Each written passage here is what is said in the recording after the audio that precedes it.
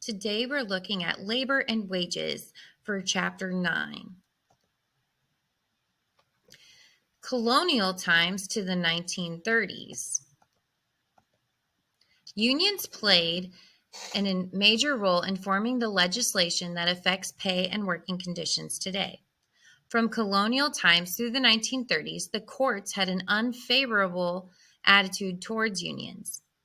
The two types of unions that emerged after the Civil War include craft or trade unions and industrial unions.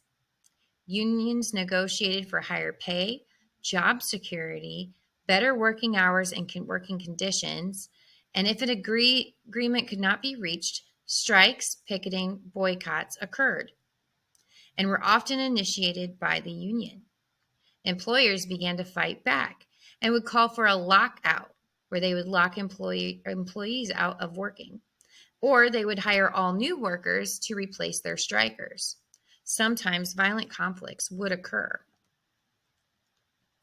Labor since the 1930s, we had the Great Depression, and the Great Depression changed attitudes towards the labor movement by uniting factory workers who faced common problems. The Norris LaGuardia Act of 1932, the National Labor Relations Act of 1935, and the Fair Labor Standards Act of 1938 began to help the labor. After World War II, anti-union feelings led to Labor Management Relations Act, also known as the Taft-Hartley Act of 1947, which allowed states to pass right-to-work laws. The AFL-CIO was formed when the American Federation of Labor, which is the AFL, joined the Congress of Industrial Organizations, which is the CIO, in 1955. In 2005, the AFL-CIO broke up and breakaway unions formed the rival Change to Win coalition. Independent unions, including the Major League Baseball Players Association, the Fraternal Order of Police, and the U.S. Airline Pilots Association also emerged during this time. Organized labor today. Kinds of union agreements include closed shops, union shops, modified union shops, and agency shops. Today, 1 out of every 11 working Americans are either unionized or they belong to a business or company or profession that is represented by a union. You don't have to be in the union to have union representation fighting for your side. Wage determination. Wage rates differ from one occupation to the next, and sometimes within the same occupation. Non-competing categories of labor include unskilled labor, semi-skilled labor, skilled labor, and professional labor.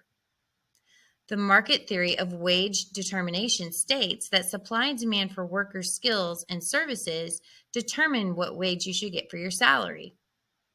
The theory of negotiated wages states that bargaining strength of organized labor unions help determine wages. The signaling theory states that employers are willing to pay more to people with certificates, degrees, and other indicators that signal a superior knowledge or ability. So what happens when there is a labor dispute? Collective bargaining is a process of negotiating between a union and management representatives. In mediation, a neutral third party recommends a compromise to the disputing sides. In arbitration, disputing sides agree to a third party whose decision is accepted and final. A fact finding involves a neutral third party to collect all the facts about the dispute and presents a non-binding recommendations for both sides. An injunction or court order, not an act, can be issued to a union not to strike or a company not to lock out their workers. The government may temporarily seize company management to keep it running during a dispute. Rare presidential intervention may consist of making a public appeal, firing federal workers, or exercising emergency powers in order to end a strike. So there has been a decline of union influence. Many employers have made a determined effort to keep unions out of their business. New additions to the labor force, including women and teenagers, have little loyalty to organized labor. When union-controlled services become more expensive than non-union services due to higher union wages, consumers choose the cheaper products, and unionized plants are forced to close.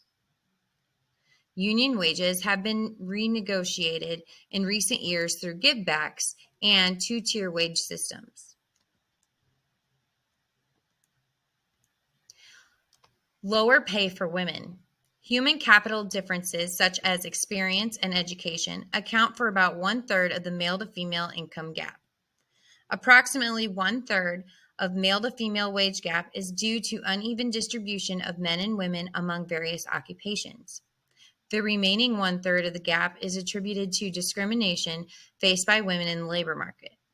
Two federal laws designated to fight wage and salary discrimination are the Equal Pay Act of 1963 and the Civil Rights Act of 1964. The government set-aside contract is a guaranteed contract that is reserved for a targeted group, such as a minority-owned business. Minimum wage. The federal minimum wage was designed to prevent exploitation of workers and provide some degree of equality and security to people who lack the skills needed to earn a higher income.